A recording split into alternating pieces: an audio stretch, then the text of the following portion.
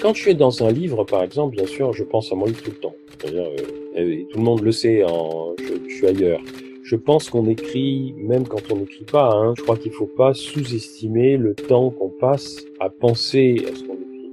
Je réécris, je réinvente, je reconstruis, même quand je suis pas devant mon écran à écrire. Je pense que l'écriture, c'est une pratique artisanale. Moi, c'est comme ça que je me considère, hein. Je me considère comme un artisan de l'écriture. C'est comme une maison. C'est toutes les fondations d'abord, et ensuite c'est toutes les finitions qui permettent d'avoir l'objet fini. Machinalement, mon crayon, je mâchonne quelques mots à la gomme. Je griffonne, aussi vierge que moi est ma feuille de papier, plus blanche que le blanc en machine lavée. Vous écoutez Assez parler, le podcast de l'école Les Mots qui laisse les écrivains parler et qui donne envie d'écrire. Les Mots, c'est une école d'écriture qui a été fondée en 2017 par Élise Nebout et Alexandre Lacroix sur une idée simple mais innovante, écrire s'apprend. Des écrivains majeurs de la scène littéraire actuelle y accompagnent tous ceux qui veulent un cadre pour travailler leurs plumes et aboutir leurs manuscrits. Aujourd'hui, je rencontre l'écrivain Martin Winkler, qui est un peu l'envoyé spécial de l'école Les Mots à Montréal. C'est ici qu'il me reçoit d'ailleurs, à plus de 5000 km de chez moi, entre le fleuve Saint-Laurent et le jardin botanique de la ville. Depuis 2018, il anime à distance des ateliers d'écriture pour l'école Les Mots sur le thème « Écrire de l'expérience à la fiction ». À travers ces ateliers, Dr Winkler accompagne les artisans écrivains, comme il les appelle, dans l'accouchement de leurs textes. Le son de cet enregistrement est un peu métallisé, je vous prie de m'en excuser, mais c'était le sacrifice à faire pour vous emmener en voyage dans l'atelier de Martin Winkler, tout en respectant les gestes barrières. Quelques mots pour me présenter, je m'appelle Lorraine Malka, je suis journaliste, autrice indépendante et passionnée par les questions que l'on ne pose pas assez aux écrivains, à savoir tout simplement comment écrivent-ils, en partant de quelles fondations, de quels plans, quels outils et quels matériaux utilisent-ils pour bâtir leur construction. Avant de vous présenter Martin Winkler, je dois vous dire que j'étais très impressionnée de le rencontrer. Écrivain, médecin et militant, Martin Winkler a quelque chose d'un super-héros des temps modernes pour moi. Il ne se divise pas entre toutes ses fonctions, ses passions, il pratique chacune d'entre elles à 100%, voire à 300%. Auteur de plus de 20 romans, militant féministe, médecin engagé, journaliste, blogueur prolifique et tweetos hyperactif, il m'apprend en plus qu'il adore cuisiner et qu'il passe une partie de ses journées à s'occuper de son foyer. J'adore la cuisine, hein, je cuisine aussi. Je suis ce qu'on appelle en anglais un homebody, c'est-à-dire je suis quelqu'un qui vit chez lui, enfin qui aime beaucoup vivre chez lui. Mais quel est son secret ? Comment peut-il écrire autant de livres, de tribunes et d'articles chaque jour, dans des formats aussi variés, tout en entretenant une correspondance aussi ardente avec les journaux, les lecteurs, et en gardant toute sa verve et sa générosité ? A-t-il un ordinateur caché dans son cerveau ? Pas loin apparemment. J'ai un Mac 21 Plus et un autre écran à gauche pour travailler sur 2 écrans. Et puis j'ai un instrument très pratique. C'est une tablette sur laquelle on peut écrire comme si c'était du papier, avec un stylet et ça a le contact du papier. Assez parlé, écoutons Dr Super Winkler nous raconter comment l'écriture est apparue dans sa vie, ou plutôt comment elle a toujours fait partie de lui. J'ai toujours été un gros lecteur et donc je pense que dès l'école, j'ai bien compris que s'il y avait des livres, c'est parce que les gens les avaient écrits, donc je pouvais écrire aussi. J'ai une anecdote qui est peut-être complètement reconstruite, j'en sais rien, mais dans mon souvenir, à l'école primaire, on nous demande de parler d'une après-midi chez notre grand-mère. Or moi, une de mes grand-mères était morte et l'autre, elle vivait à Paris, je passais pas l'après-midi chez elle, mais j'étais dans une école d'une ville de province où tout le monde avait sa grand-mère à côté, quoi. Donc l'instituteur ou l'institutrice n'a pas pensé à ça. Et donc j'ai inventé une après-midi chez ma grand-mère. Ce serait miraculeux, j'adorerais retrouver cette rédaction. Que j'ai écrite peut-être quand j'avais 10 ou 11 ans, je me souviens plus, mais enfin ça devait être dans ces eaux-là. Mais moi je place mon premier texte de fiction là. Disons que pour moi, lire, écrire, l'école et chez moi c'était la même chose, c'est-à-dire que j'avais des parents qui lisaient, donc c'était pas scandaleux d'avoir des livres à la maison, il y en avait. Donc je me suis mis à écrire aussi. C'est-à-dire les histoires que j'imaginais, la fin de l'histoire qui m'avait pas plu dans tel roman ou dans tel livre, j'en écrivais une autre en disant mais attends, pourquoi tu le tues, ton personnage principal c'est dégueulasse, non, en fait il est pas mort, il lui est arrivé ci, il lui est arrivé ça. Bon. Moi, j'avais horreur qu'on me tue le personnage principal à la fin. Je déteste ça. Il faut vraiment qu'il y ait une très bonne raison, ou alors, non, c'est pas bien de faire ça. C'est donc en s'inventant une grand-mère, mais surtout en lisant et en réécrivant ses livres d'enfants, que Martin Winkler a commencé à écrire. Et puis, il y a eu les premiers chocs littéraires. Pendant longtemps, j'ai cru qu'il y avait que les anglo-saxons qui pouvaient écrire des bons romans, et puis un jour, j'ai lu c'était en classe de première, j'ai lu un roman qui s'appelait L'île de Robert Merle, et qui m'a absolument transporté. C'est très beau, et c'est surtout écrit avec enfin moi, l'écriture de cet homme, et je pourrais pas vous dire pourquoi, m'a transporté. C'était la première fois qu'un écrivain français me transportait comme ça. Et puis un peu plus tard, quand j'étais étudiant en médecine, je suis tombé sur Georges Perec avec La vie mode d'emploi, ça aussi ça. Entre les deux, j'ai passé un an aux États-Unis, et là il y a eu deux choses très importantes qui sont passées pour moi. La première, c'est que j'ai appris à taper à la machine, et ça a changé ma vie parce que d'un seul coup, j'ai écrit 3 fois plus et 3 fois plus vite qu'à la main. Et la deuxième chose qui m'est arrivée, c'est que quand on me disait qu'est-ce que tu veux faire comme métier plus tard, je disais je veux être médecin comme mon père, mais je veux écrire aussi. Et aux États-Unis, contrairement à la France, où on me disait ouais, écrire c'est pas un métier. Dans le monde anglo-saxon, un writer c'est quelqu'un qui vide sa plume. Ça a changé ma vie aussi parce que je trouvais des gens qui trouvaient pas du tout ridicule que j'écrive. En France, on trouvait ça vraiment ridicule quand vous disiez. Il y avait qu'une seule personne qui m'avait encouragé à écrire, c'était mon prof de français de classe de première, Raphaël Monticelli, avec qui je suis toujours ami, figurez-vous. Et lui, il avait vu que je tenais un journal, etc. Il m'avait demandé est-ce que vous me feriez lire ce que vous écrivez. Je lui ai dit oui. Il m'avait fait des tas de remarques très très encourageantes. Qu'est-ce que vous écriviez à l'époque? Des nouvelles, des chansons. Je tenais mon journal. Que j'ai toujours d'ailleurs. Tous mes journaux, je les ai. J'ai dû en perdre un. Jusqu'au milieu des années 90, là, j'ai commencé à tenir un journal sur l'ordinateur jusqu'en 2010, 2012, et puis depuis, j'ai des blogs. Alors là, je ne tiens plus de journal. Dans ses journaux intimes de l'époque, Martin Winkler, qui s'appelait encore Marc Zaffran, griffonnait des débuts de fiction, sans savoir qu'elle deviendrait plus tard, selon son expression, la carrière dont il allait extraire le matériau de ses premiers livres. Mais cette écriture restait personnelle. C'est en entrant à l'université de médecine que l'étudiant, révolté par ce qu'il observe autour de lui, se met à écrire des textes publics, à la façon d'un journaliste, ou plutôt d'un écrivain militant. J'ai été très surpris de voir que, tel que les professeurs de médecine que j'avais en fac me présentaient, c'était très différent de ce que mon père me laissait entendre. C'est-à-dire, c'était surtout une carrière qui visait à donner un statut aux gens. C'était pas une carrière qui était destinée à soigner. Moi, j'allais faire médecine pour soigner. Moi, dans mon esprit, devenir médecin, c'était soigner les gens. C'était pas, je vais vous dire du haut de mon statut ce qu'il faut faire de votre vie. Donc, j'ai été extrêmement surpris, et c'est ça qui a d'abord fait naître mon antagonisme avec la formation et les études de médecine. Dès le moment des études. Ah oui, dès le début. Dès le début, j'affichais des textes critiques sur la façon dont on nous traitait, que j'affichais, j'écrivais sur des grandes feuilles de papier et que je mettais sur le mur soit de l'amphithéâtre, soit du le Twitter papier, soit de la cafétéria, absolument. Et évidemment, au bout de 20 minutes, les trucs avaient été arrachés parce que les gens qui avaient lu ça ne le supportaient pas. J'ai écrit aux journaux, j'ai même écrit une nouvelle sur le concours de sélection de médecine, dans lequel c'est une nouvelle de science-fiction, dans lequel j'imaginais que le jour du concours, toute la ville se terrait chez elle pendant que les étudiants en médecine sortaient et s'entretuaient dans la rue pour savoir qui allait arriver. Et ceux qui arrivaient à l'amphithéâtre qui étaient reçus. Donc il fallait tuer les autres. Mais oui, ça m'a profondément choqué la façon dont on était traité. Et ça fait aussi partie de votre écriture militante. Comment ça a évolué chez vous, cette position militante? Est-ce que ça a toujours été facile à assumer? Je me suis jamais posé la question.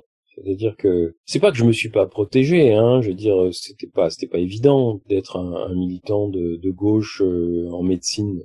Il se trouve que moi, par exemple, j'ai été très vite du côté de mes camarades filles qui étaient féministes, parce que le féminisme commençait aussi en France. Je me suis jamais conçu autrement que militant. Simplement, mon militantisme s'est exprimé par écrit. Pour moi, l'écriture, c'est un moyen d'expression.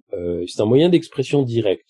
C'est en s'exprimant ainsi, dans des journaux et des revues engagées, que le jeune étudiant exerce sa plume sur son sujet de prédilection et de révolte, la médecine, jusqu'à oser toquer aux portes du milieu très fermé de l'édition pour proposer un texte, le tout premier. J'ai eu une grande chance, c'est de rencontrer deux écrivains qui faisaient une revue de nouvelles, qui s'appelait Nouvelles Nouvelles. C'était Claude Pujade-Renaud et Daniel Zimmermann. C'était un couple qui était écrivain et enseignant. Et j'ai vu, ils le disaient très clairement, ils disent on essaye de publier des écrivains confirmés, mais on essaye aussi dans chaque numéro de publier un jeune auteur qui a jamais publié.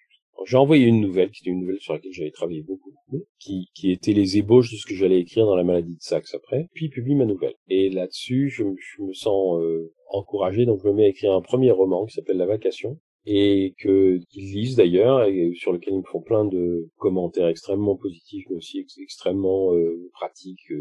Ils voient le travail, si vous voulez, et c'est ça qui est très réconfortant. C'est des gens qui valorisaient non pas le texte fini, mais j'ai toujours considéré que l'écriture c'est un travail, c'est pas un don. C'est pas parce que vous avez un don que vous travaillez pas. Moi j'ai toujours voulu qu'on reconnaisse ça, qu'on reconnaisse le boulot. Et eux le faisaient, et puis là après j'ai eu une autre chance, c'est que j'ai envoyé mon manuscrit à plusieurs éditeurs, dont Paul Tchaikovsky chez POL. Il l'a pris, il m'a dit venez me voir, je voudrais vous parler parce que moi j'aime rencontrer les auteurs avant de décider de publier leur livre. Donc je vais le voir à Paris, et puis il pose la main sur c'était comme ça, je suis quand même à côté de la table, il pose la main sur le manuscrit, il me dit d'abord je le publie sans changer une virgule. Alors moi évidemment, waouh. Et il me dit, je vais vous dire quelque chose, j'espère que vous n'allez pas le mal le prendre. J'ai lu ça comme un roman d'Agatha Christie. Ah, je dis, mais pas du tout, je suis ravi. Je veux dire, moi, j'avais bouffé de l'Agatha Christie, Sherlock Holmes, c'est ça. Mais au contraire, c'est formidable. Je veux dire, bien sûr. Oui, monsieur, tout ce que vous voulez. Pour moi, c'était le compliment des compliments, quoi. Alors que vous m'aviez dit juste avant que Vacation, vous aviez un doute. Est-ce que vous iriez au bout? C'est pour ça que vous avez fait des chapitres courts? Oui, j'ai fait des chapitres courts, et puis j'étais pas sûr d'avoir j'avais écrit beaucoup de nouvelles, j'étais pas sûr que j'avais la carrure pour écrire un roman, ça me paraissait vraiment insurmontable. Et le fait d'écrire court, ça m'a permis de comprendre que finalement un roman c'est quoi? C'est une suite de scènes, donc fondamentalement, plus ou moins, si votre scène est très courte ou plus longue, vous avez une suite de nouvelles, fondamentalement, ça doit pouvoir tenir debout. Donc j'ai conçu ça comme ça. Je me suis dit, je vais écrire des chapitres courts. Si chaque chapitre tient bon, c'est déjà ça, quoi. C'est un pas après l'autre. Et c'est une philosophie qui est valable dans tout. C'est-à-dire, on s'y met petit à petit, on s'y met progressivement, on élabore. C'est pour ça que je dis en atelier d'écriture, je dis, ne négligez aucun de vos textes. Chaque texte prépare le suivant. Regardez le journal de Kafka. Il fait plein de faux départs. Mais c'est pas grave. Il essaye, il fait des essais. Et puis, il y a un moment, je suis sûr que les musiciens, c'est la même chose. Ils travaillent sur une mélodie, puis ça marche pas. Puis quand ça marche, boum, ils ont une symphonie. Bon. Parce que c'est cumulatif, le travail, l'artisanat artistique. Cette conception de l'artisanat artistique, Martin Winkler la tient de l'un de ses maîtres, Georges Perec, à qui il adresse des clins d'œil discrets à travers toute son œuvre. D'abord en accordant comme lui une attention extrême à ce qu'il appelle les finitions ou les seuils de ses livres, le titre, la préface, la 4e de couverture. Je passe beaucoup de temps, par exemple, à chercher ou à changer les dédicaces au début, enfin les dédicaces. Il y a des épigraphes, à la fin il y a des remerciements souvent, etc. Donc tout ça c'est des choses sur lesquelles je travaille beaucoup aussi. Quand Georges Perec met roman au pluriel en dessous du titre de La vie mode d'emploi, moi c'est une chose qui m'a frappé tout de suite. Je veux dire, j'ai pris le livre dans mes mains, je connaissais pas Georges Perec du tout. Je vois La vie mode d'emploi, roman au pluriel, oups, tout de suite ça me dit quelque chose. Et puis à la fin, sur la 4e de couverture, il y avait un texte qui était signé GP, donc c'était lui qui l'avait écrit. Et je me suis juré, à l'époque, j'avais pas publié de livre, évidemment, je me suis juré que toutes les 4e de couverture de mes livres, je les écrirais. Donc, vous voyez, j'accorde beaucoup d'importance à tout. Mais son hommage à Perec réside surtout dans le choix de son pseudonyme. Alors, mon pseudo, je voulais un peu séparer mon travail de médecin et mon travail d'écriture. Et le pseudonyme, je l'ai pris donc chez Georges Perec. J'ai pris Winkler, qui est le nom d'un personnage central dans l'œuvre de Perec, par reconnaissance, parce que Georges Perec, finalement, a été très libérateur pour moi.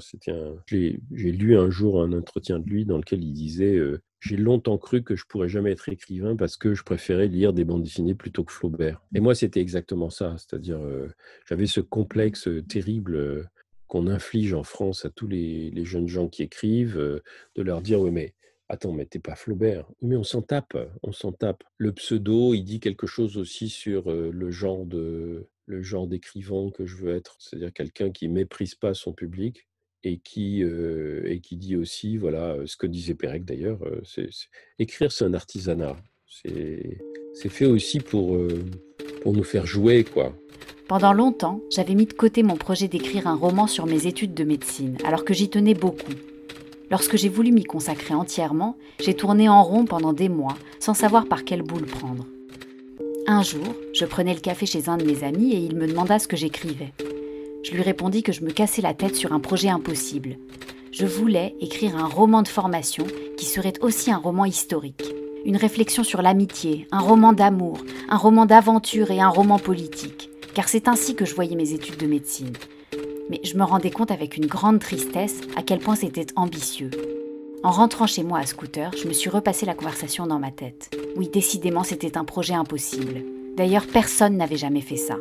Et soudain, une ampoule s'est allumée au-dessus de mon casque. Mais bon sang, mais c'est bien sûr. Quelqu'un a déjà écrit un roman d'aventure, d'amour, de formation. Un roman historique et politique qui parle d'amitié indéfectible. C'est Alexandre Dumas. Et si j'écrivais un remake des Trois Mousquetaires? Et je me suis mise à rire comme un fou.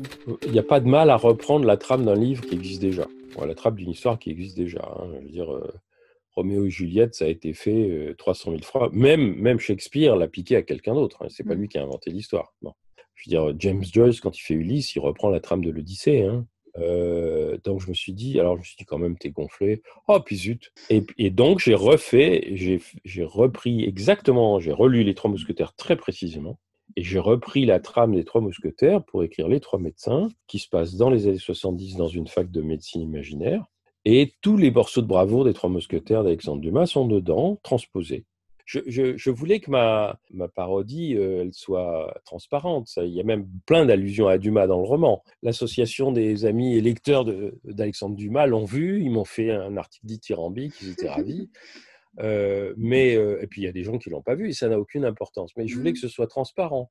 On pourrait encore parler des heures avec lui, écouter ce qu'il a à nous dire sur l'écriture, sur les leçons qu'il a tirées de chacune de ses expériences, qu'il s'agisse de ses livres avortés ou de ses succès, comme par exemple son deuxième roman, La maladie de Saxe, qui a été un best-seller applaudi par les critiques et le public dans le monde entier. Je vous l'avais dit, Martin Winkler est un homme engagé à 300% et ne se lasse pas de transmettre ses passions. C'est d'ailleurs ce qu'il a fait à travers 2 essais qu'il a publiés en 2020. C'est mon corps, un livre militant sur les idées reçues autour de la santé des femmes, aux éditions de l'Iconoclaste, et Atelier d'écriture chez POL, dont j'ai lu un extrait tout à l'heure, qui rassemble ses conseils et réflexions sur l'écriture, l'un des thèmes qui lui tient le plus à cœur. C'est d'abord un texte donc sur les ateliers d'écriture, comment je les conçois, comment je les entends, comment je les construis, avec plein de réflexions sur l'écriture, sur des outils, des conseils, Voilà, j'ai fait ça pour dédramatiser, parce que c'est ce que je fais. J'ai essayé de transposer ce que je dis aux membres des ateliers d'écriture, aux participantes et aux participants,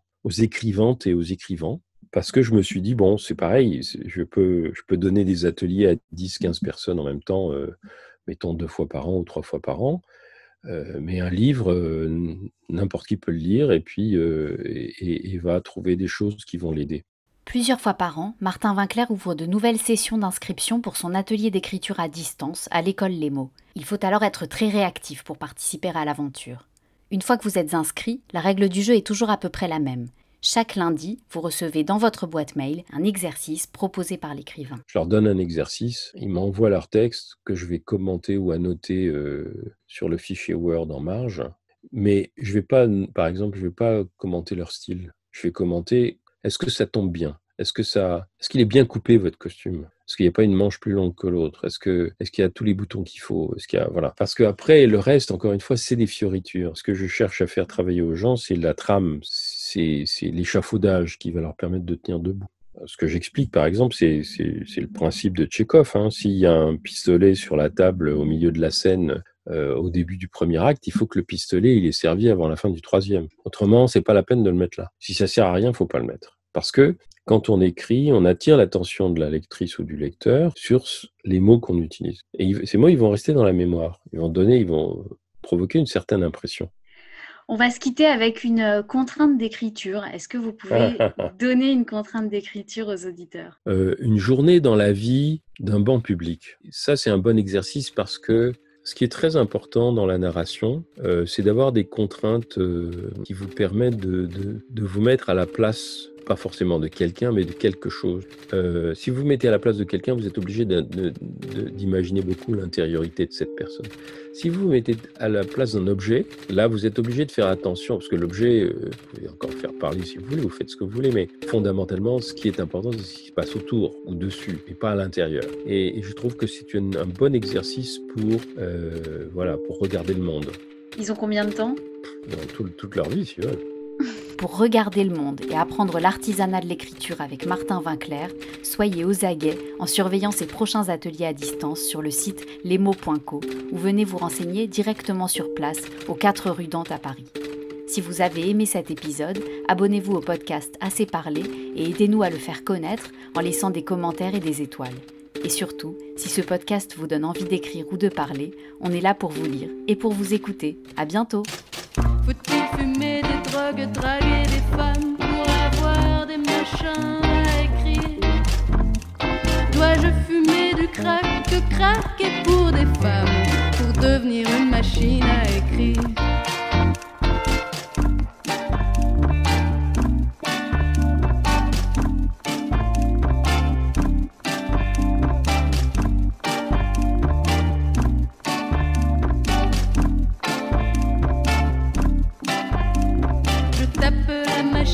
En plein dans la caboche, oh je la moche bien, mon pauvre Macintosh, pour lâcher la pression qui m'opprime, et lui apprendre